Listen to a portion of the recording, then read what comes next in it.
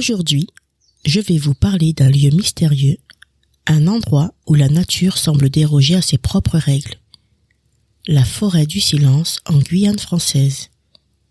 Ce lieu, niché au cœur des vastes étendues sauvages de la région, est entouré de légendes depuis des générations.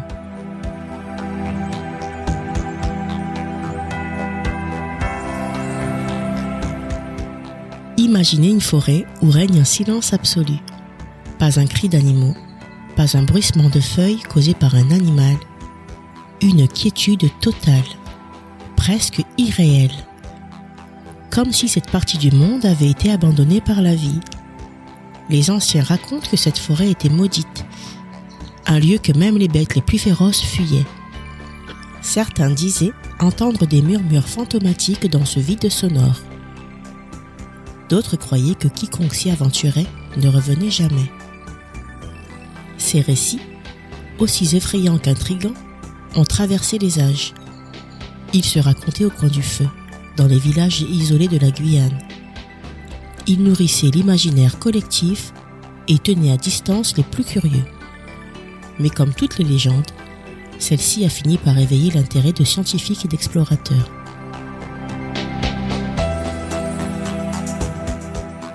Dans les années 1990, un groupe de chercheurs décida de percer les mystères de cette forêt du silence.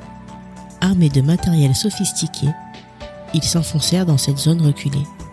Guidés par les récits des habitants, ce qu'ils trouvèrent sur place dépassa leurs attentes. Au premier abord, la forêt semblait normale. Les arbres étaient majestueux, la végétation luxuriante, mais le silence y régnait, comme un voile pesant. Pas un insecte, pas un oiseau. Les scientifiques découvrirent rapidement que cette anomalie avait une explication.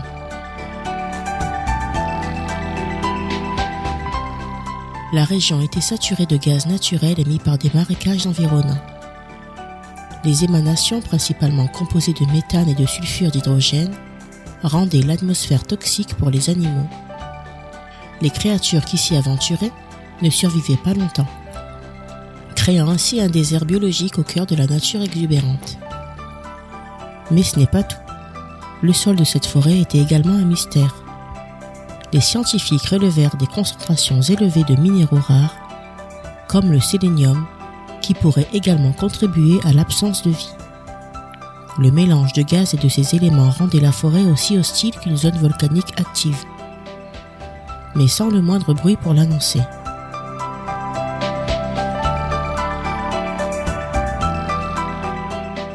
Pour les habitants des villages voisins, ces découvertes scientifiques ne faisaient que confirmer ce qu'ils savaient depuis toujours.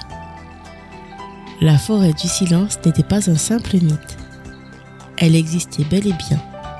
Pourtant, malgré les explications rationnelles, le lieu continua de fasciner. Les légendes perdurent, mais elles évoluèrent, intégrant ces nouveaux éléments. Désormais, on racontait que la forêt était gardée par des esprits, que le silence n'était pas naturel, mais imposé par des forces invisibles.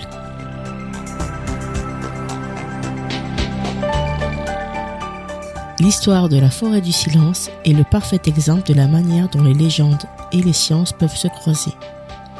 Ce lieu, aussi redouté qu'intrigant, est devenu un sujet d'étude autant qu'un emblème de la richesse culturelle et environnementale de la Guyane. Il nous rappelle combien la nature peut être surprenante et mystérieuse, et combien les récits humains s'adaptent aux découvertes, sans pour autant perdre leur part de magie. Demain, je vous emmènerai dans un voyage tout aussi fascinant, celui de la légendaire Crique Toussaint, un lieu où la réalité historique et les mythes s'entrelacent pour former une histoire captivante. Soyez au rendez-vous!